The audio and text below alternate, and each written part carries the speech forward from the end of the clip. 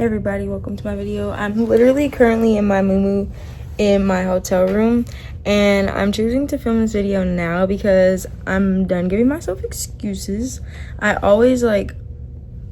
been wanting to record, and I've been wanting to start vlogging and posting content and stuff, but I always feel like I have to get ready and look presentable and make it this whole production. And in reality, I'm not doing that. So just holding myself accountable. I had the idea to do the video. Now I just woke up from a nap, so that's why I'm laying down in my bed. But I am about to get up and get ready, and once I get ready, I will set the camera up in some better lighting and actually film the Q&A. I asked people on my Instagram to ask me questions about just any questions they have about me being a flight attendant. I often get questions from people in my hometown asking about it because there's not many flight attendants from where I'm from that I know of. So I always am constantly getting questions, and I don't have that many followers, so I don't have 100 million questions to answer, but there's 15 or 20 that I got, and then I have just some notes that I would like to add just to help anyone who's considering becoming a flight attendant make that decision, or maybe I can answer questions that people may have about it. But yeah, I do want to start vlogging and just making content out of my life, because I do have an interesting life. I feel like I have twins, and I am a flight attendant who works and travels, and balancing all of that and how that works, I feel like I could definitely, I've been feeling I want to make content, and that I'm I don't know, I'm basically just saying I've been feeling this feeling for a little while now that I want to create content out of the life that I live, because it isn't typical for most people, the way that I choose to make a living, and the fact that I have kids and just what I do on my day-to-day. And I have I've always wanted to make content. Even on this channel, I've posted videos years ago. I used to post TikToks and stuff, whatever. So I just want to get back into that, as it's 2025 and everybody's on their phones, might as well. But yeah, I'm gonna go clean myself up because all I have is some crusted eyebrow gel that's not even, I just looking pretty crusty. Probably still gonna look crusty when I come back, because these braids should have been taken out a week ago at this point. So yeah, I'm gonna freshen up a bit, and then I will see y'all when I see y'all, and I'll answer questions. And also, if you have any more questions about anything that I talk about, or anything to do with being a flight attendant or being a mother of twins, whatever, drop it in the comments, and I could do a part 2 if that's something anybody wants to see. But all right, be back. Okay, how we looking, chat? I just put on a little bit of blush, some lip gloss, comb my eyebrows, put on some mascara, comb my edges a little bit. Okay, anyways, let's get into the questions. I just want to preface this by saying, obviously, these questions that I'm going to answer are very much opinion based, so take that with a grain of salt. Also, I'm very uncomfortable right now, because obviously I'm not used to recording myself speak or look at myself while talking, so it's pretty weird. And obviously my personality is not going to be able to come through on this first video. My little note card, I have my questions written down right here, or the topics that I want to talk about. So if I'm looking down, that's why. But yeah, so hopefully this isn't too boring, because I don't even know how to present my personality on the camera yet, because I'm just not very comfortable. So hopefully I don't scare everybody off by being boring, and I can be given a little bit of grace, and maybe the next videos I will be more comfortable in front of the camera. Anyways, anyway. Like I said in my intro, I didn't get asked that many questions, so I'm just only going to talk about the things that I mainly get asked. Okay, so all the time I get asked about pay. So obviously, pay varies per airline. Obviously, they don't all get paid the same. And there's such thing as a regional airline and a, what is it called? A regional airline and a, why am I blanking? Mainline. I work for Mainline. Mainline is going to be like American, Delta, United, Southwest, like the bigger airline companies. And regional airline companies are like smaller airline companies that only fly domestically, and those airlines get paid less. So if you're looking into becoming a flight attendant, you want to really do your research and figure out, do you want to fly mainline or regional? Because mainline, they can literally send you anywhere that company flies to. You can fly anywhere and you don't really get a choice in the beginning. So I fly mainline, like I said, and mainline gets paid just a little bit more. I started out at $32.30, I think it was, and we just got a new contract, so the starting pay is a little bit more, I believe. I've gotten a few raises since then. I think I get another raise by the end of the year. I'll be making $40 an hour, I think, something like that. But a thing to note, pay is based on flight time and boarding pay. So let's just say, okay, so for each trip, you're required to be at the airport an hour before takeoff. So like, let's just talk about, I'll just give an example for today. Today, my flight was scheduled to take off at 7:05. We were delayed until 7:40, but obviously, sorry, I just got a message. Obviously, what was I saying? Oh, obviously you can't account for delays in advance. So delays do not affect what I'm about to say. So today I was scheduled to fly at 7:05 a.m., meaning I had to report to the airport at 6:05 a.m. And you sign in, you have a company phone and you sign in on your phone. And that's basically you clocking in.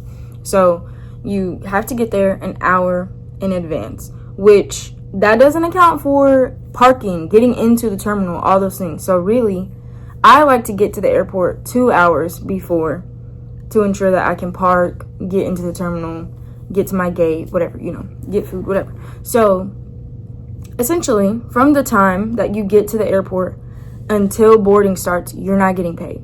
And yeah, like that part honestly does kind of suck, because you'll be in the terminal and people will ask you for questions, or just the fact that you have to get up way earlier than the time that you're actually scheduled to work, those type of things. So pay starts when boarding starts, and we just got that. We used to didn't get paid for boarding. Like the first 2 years I was a flight attendant, we did not get paid for boarding. And boarding pay for my airline, at least, is not your full hourly rate. I think it's cut in half or something like that. I don't know. I just know I get paid for boarding now, and it's less than what I usually make. I think, I don't know, whatever. So then you start getting paid your regular hourly pay at pushback, which is when the pilot releases the brakes and you begin to taxi on the taxiway, it's tarmac, whatever. So that is how pay is calculated. And so essentially what I'm trying to say your flight is 4 hours long, so you're getting paid for those 4 hours, but that doesn't take into account that you've been working for 7 hours because you got to the airport 3 hours early, or whatever the case may be. But we do get per diem, which is an hourly rate that the company pays the flight attendants while they are on layovers. So right now I'm in Detroit. I have 19 hours in Detroit, and I'll be getting paid, I think it's like $2 and something for every hour, which adds up, and it's supposed to be for like food, or if you need an Uber or whatever, it's just supposed to cushion that, since they don't provide meals for us. So that's pay. And I'll talk about this for a second. So I'm just going to talk about my airline, but I know it's generally around the same thing. So for my airline, you're on reserve for the first year of you working. Reserve is basically every time you are scheduled to work, you're on call. So you never know where you're going until it could be hours before. Sometimes if we're really busy, then you'll find out the night before. But you're on call for the first entire year. You basically go wherever they say, when they say it, and that's that. And yes, you can pick up trips on your off days. There are stipulations like with rest or whatever there's other stipulations, but as far as your actual duty days, you do what the company tells you to do. And as you grow in seniority, you begin to hold what they call is a line. You can hold a line, which is you knowing your schedule for the entire month. So right now, since I'm in year 3, it's called 1 on, 1 off. I'm 1 month reserve, which is on call, and then the next month I have a line. So this month I have a line, and I know exactly where I'm going and what time and what days I'm off, whatever, for the entire month of June.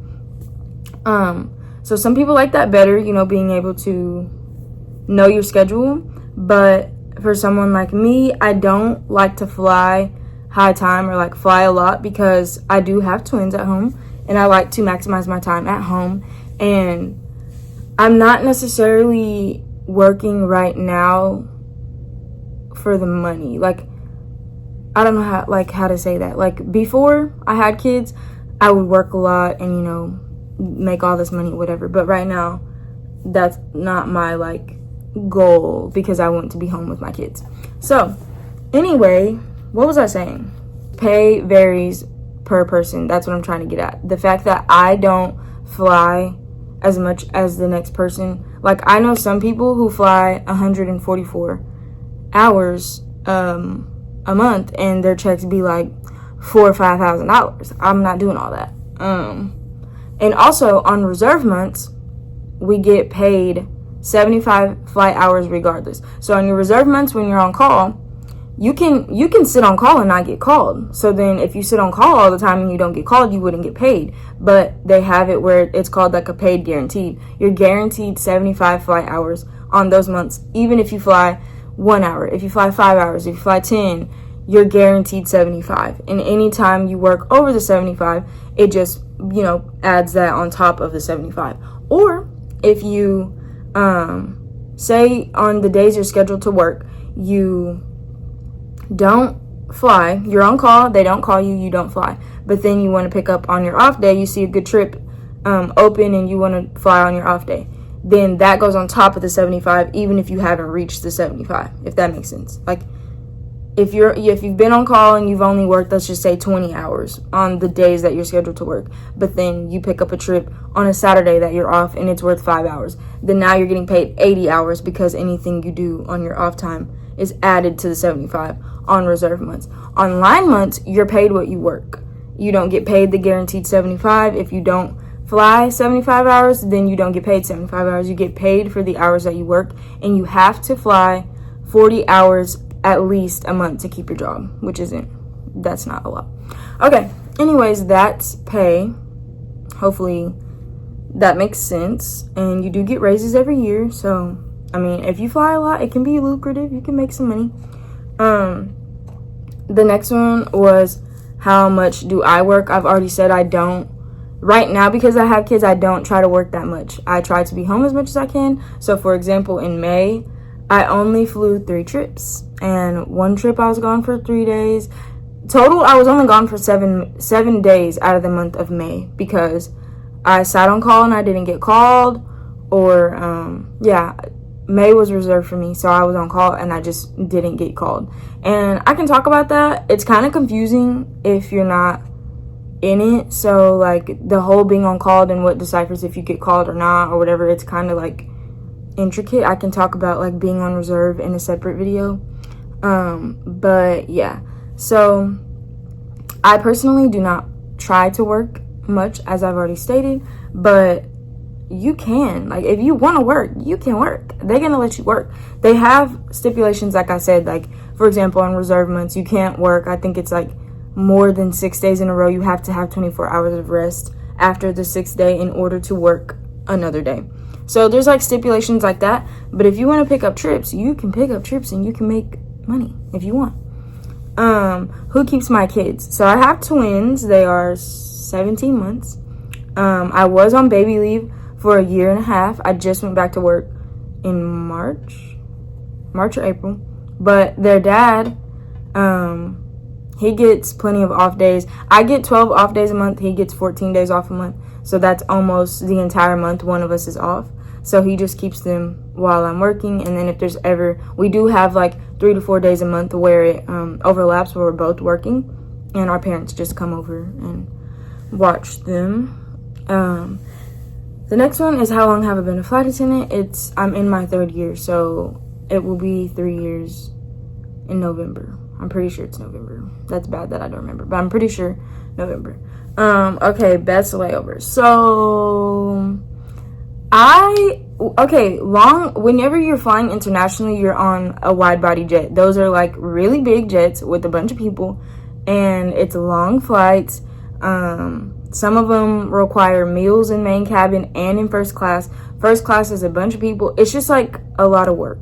And I'm not saying I don't want to travel internationally. I don't like working internationally because it's a lot of work. I'd like to add, I'm being very dramatic. It's not that hard. Like, it's not a lot of work. It's literally handing out drinks, snacks, maybe making some meals, handing out the meals. Like, it's not anything that takes a lot of brain power, but I don't like being on the plane that long, and I can't like be sitting down sleeping or on my phone or chilling. Like, I don't want to be on the plane for extensive periods of time and working and doing all this stuff is what I'm trying to say. And on the ones that I think it's like, I don't remember what the hour cutoff is, but let's just say 12 hours. If the flight is 12 hours or more, again, I don't know the exact number of what it is, but there is it's called crew rest, and everybody takes a turn. There's a room that has like bunk beds. If I can find a picture, I'll put a picture right here, but there's like bunk beds and everybody gets a turn to go like relax, take a nap, whatever. But yeah, I'm not doing that. So my best layover, I've been to Cancun, I've been to Jamaica, I've been to Canada. I got called for London, but I called in because that's 8 hours. I mean, I can do it, but I just prefer not to. But to answer the question, my favorite place in the States is Charleston, South Carolina. I know that sounds like South Carolina, like most people want to go to California or Florida or whatever, which those are cool. But South Carolina, if you've ever been, you know, like, it's really nice. I don't know. I just like a I'm gonna put pictures of South Carolina. That's my vibe. Like, I like cute little like shops, and like it's a very historical town. There's water. It's just like really pretty and like slow, and it's like nice to walk the streets. I don't like all the like party and like fast pace. Like, I don't know. I like New York, but it's not my dream like vacation spot. But I would like to go to New York, you know, once a year or whatever. I'd be cool with that. I do like California, like Orange County, Santa Ana, Newport Beach, those areas. That's also my vibe, but I've been multiple times, so I don't think I like California more than I like South Carolina. Now, if we're talking about where I had the most fun, it was Norfolk, Virginia. I had so much fun. I was with one of my very close friends at the time. She's a flight attendant, and we got the trip together, and we stayed out all night. I'm like literally not kidding. It was like 4 or 5 o'clock in the morning with these guys that we met who were in the Navy and were based in Virginia. None of them were from Virginia, but they were so nice. Like, they were just like gentlemen. They wasn't on no weird nothing like that. They were just like showing us around, and surprisingly there were so many spots open at 4 o'clock in the morning. So we was just having a time. Like, we was having a good time. It was really fun. And then that layover was so long that the next day I woke up, me and my friend woke up, and we went to a naval museum, and it was so cool. Like, I love museums, I love stuff like that. So that Norfolk, Virginia was definitely where I had the most fun. Oh, and this just popped into my brain. When I went to Cancun, I was pregnant. So I couldn't even like, not that I just get drunk, but I couldn't like do anything. I couldn't participate in things that my coworkers were participating in. Anyways, so does the company accommodate like hotels, whatever? So yes, they do. If I'm on a 3-day trip, that means on the first day, I'm flying around, and then I eventually land somewhere for the day or for the night or whatever. And wherever that is, they provide a hotel. Like today, I'm in Detroit. I don't work out of Detroit. I don't live in Detroit. I just flew from Dallas to Detroit this morning, and I've been here ever since, and they paid for the hotel. Tomorrow, I just fly Detroit to Phoenix, and they're paying for that hotel. And then the next day, I do a couple of flights, and then I just fly back to Dallas. I'm Dallas based. So anywhere you're based, you start and end the trip wherever you're based. That doesn't mean, never mind, that's confusing. But yeah, I'm based in Dallas, and wherever I go, they accommodate with hotels. And okay, like the hotel I'm in right now, really nice. But some of them don't be that nice. Some of them are a little bit sketchy. Not like Motel 6, but like there's some haunted ones. There's some that are really outdated. Some that are just crusty. Like, I don't know. But I would say like 60% of them are decent. Maybe like 30% of them are really nice, and 10 are like crusty or haunted or like get me out of here. Yeah. Okay, so pros and cons about the job. There's a lot I could say. I don't know. So like initially, I'll just talk about since probably people who are watching this are people who are considering becoming a flight attendant. Initially out of training, at least for my airline, training was not paid. So as soon as you graduate, they're sending you to your city. You gotta go. Like, you have a few off days to move or whatever, but our training was 6 weeks unpaid, and then you're sent to a city. So for me, I was sent to Chicago. If you've ever been to Chicago, it's very much expensive. And Chicago can be fun, but not if you're broke. Like, literally, I didn't have a car. Whenever you first start out, yeah, $30 an hour sounds like a lot, but you have to work a lot to get a lot of money. Like, I don't know. It was like the money I was making was going towards rent. That's another thing. In Chicago, the rent is not how it is down south. Like, I think we paid $1,800, which actually that's not bad. So let me be quiet. It was $1,800 for a 2-bedroom, which really isn't bad, but I don't know. Anyways, that's a con. Definitely being sent to a city with no money. So I would definitely recommend, if you're thinking about applying or whatever, saving your money. Like, save up at least $5,000 or something like that to get you through training and to get you through your first month of like bills and rent and stuff like that until you get your paychecks coming in. So yeah, that wasn't it. And like I said, I was in Chicago. I graduated in November. If you know anything about Chicago, the winters are brutal. It was literally like, I remember, if I can find the picture, I'll put it. I probably can't find it. I don't know. But I remember this one day, it said 0 degrees. You know how you can scroll down and see what it feels like? It said feels like -23. I don't have a car. So I'm having to walk to the train station in the snow, in the cold, and it's -23 degrees. Like, are we kidding? So yeah, I didn't enjoy that. And like, that's not the only city that's like that. Like, for my airline, we have New York as a base. Imagine living in New York out of training and you haven't been making any money. That's insane. Or Miami. Another flight attendant that I'm working with right now, this is her first trip out of Dallas because she transferred from Miami, and she said she was paying $2,300 for a 1-bedroom in Miami. That's crazy. So in Boston's one of our bases, and it's expensive. LAX is a base, which you're not getting LAX out of training because that's a very senior base.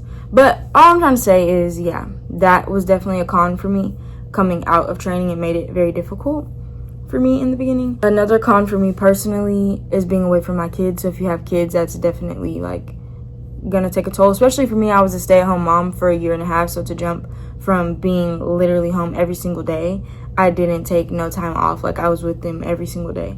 To this, it is hard. I had a list. This is unorganized. I should have wrote it down. But also, it's such a big company that, Like, okay, in a regular job, say you get like a flat tire or you're having a bad day or whatever the case, you can call your manager and be like, look, this is what's going on. I don't think I'm going to make it in. And, you know, they can human to human, like, a reason with you, feel empathy, whatever, excuse your absence. Oh, they don't be playing no games here. You have 11 points rolling, and if you hit those 11 points, you're done. Like, I know there's certain circumstances where you can, like, plead your case or, like, fight for your job or whatever the case, but and 11 points may seem like, oh, like, that's a lot for a year. It really isn't. Like, I was getting points when I was pregnant, and I had a high-risk pregnancy. I was sick all the time, like, sick, throwing up all the time, and being in the air just made it worse, and, like, literally I was getting points for calling in while I was pregnant. Yeah, so that part is a con, just not really having, like, a personal relationship with, like, a manager, and it just being very, like, system-based, like, computer, it is what it is type of thing. I do miss that about, like, having a regular job, because there's just no mercy here, like, when it comes to that type of stuff. And it also does depend on your manager. I've heard some people getting away with certain things, but for me, oh, they was giving me them points. I'll just bounce back and forth because I can't think of any other cons right now, even though I know there are more. But pros, obviously, travel benefits. You get free flights domestically, free flights internationally, but you pay taxes on your ticket back out of that country back to the U.S. So you could go to Europe for like $100 or something like that, you know, or anywhere in the U.S. for free. And how that works is it's standby, so essentially you can get on any flight with an open seat. You don't get to kick someone off of the like you don't. If the plane is full with people who bought tickets, you don't get to get on. You can only get on if there's an open seat. But I mean, it happens every day. Like, there's plenty of opportunities to use your benefits and fly places. So that I've met a lot of really cool people through this job. I'm not super close with anybody in this job that I've met. Like, I'm close with someone that I went to training with, but as far as like someone that I met while working, I'm not super close with anybody like that, but definitely just like meeting new people. Like, I love that. And you get a crew, and 9 times out of 10 you will not be working with those people ever again. Like, you might work with one of them months down the road or years down the road and be like, I think I've flown with you before, but it's not like, oh, you're flying with Sally on Tuesday and then next week on Thursday you're flying with Sally again. Like, it's not like that. So that's really cool. Like, you get to meet a lot of people.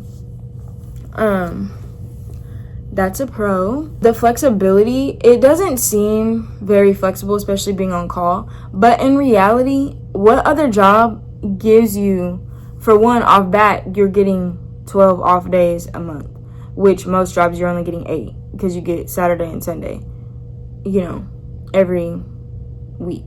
So you're already getting 4 more off days than a regular job. That's nice. And then being on call, half the time you don't get called. So you can be off for half of the month for real if you really want it to be. That's nice for me because I can't think of, and I've tried work from home. When I was on baby leave, I tried work from home. I can't do it. So I like being able to be off for a while. Like, I get home, it's Saturday today, I work tomorrow and Sunday, I work on Monday, and then I get home and I'm literally off for like 8 days. That's pretty nice. I'm trying to think. I might have to pause this and like go look at my list because I don't know. Hold on, let me think. Oh, how could I forget? Delays. Excuse me, delays are so annoying. Like, okay, 15, 20, 30 an hour. Okay, cool. Annoying, but like we can deal with that. I have been delayed for 5 hours. I have been delayed. Okay, so there's these things called turns. It's a trip called a turn, which basically means, so I'm Dallas-based, as I've already said. That would be me going to Dallas and then going somewhere else and coming right back to Dallas. That's a turn. You're done for the day. You just fly 2 flights. There and back, you're done. Why? I picked up a turn, meaning it wasn't given to me. I chose to work this trip because I wanted to go. I wanted to be off. So it was a turn that was supposed to get me back by 2 p.m. So I'm flying this turn. I don't even remember where we were. Let's just say Minnesota. I fly to Minnesota. Now we're having maintenance issues. Okay, so now we're delayed. They keep pushing it back. We're delayed all day. Like, literally, it keeps getting pushed back. We're delayed all day, to the point where there was no more flights going out from Minnesota to Dallas, and we had to stay the night in Minnesota. And on top of that, since they weren't expecting us to stay the night, they didn't have a hotel booked for us, because why would they? It was supposed to be a turn. So we were stuck at the airport for like an hour waiting on the company to book us a hotel and accommodate a ride to come pick us up to get us to the hotel. So days like that, that's a con. That's definitely a con. But yeah, delays are just not it. And then if you're delayed and you're not in the plane with the passengers and the captain has pushed back, and then something happens to where you get delayed, you're not getting paid. So say you're out in the terminal and you're supposed to board in 48 minutes, and then something happens, there's a maintenance issue with the aircraft, or the pilot is running late, or whatever the case, and you get delayed. Oh, you haven't worked the flight yet, so you're not getting paid for those delayed minutes, hours, whatever. So yeah, it's a give and take. Those days really make you consider, like, oh, is it worth it? But I will say, I haven't had many of those days recently. Let me just knock on some wood, because yeah, I don't know. Summer flying is coming up though, so I imagine I'm gonna have to go through some crazy days. But yeah, let me think some more. This is bad. I should have been prepared. I should have wrote all this stuff down.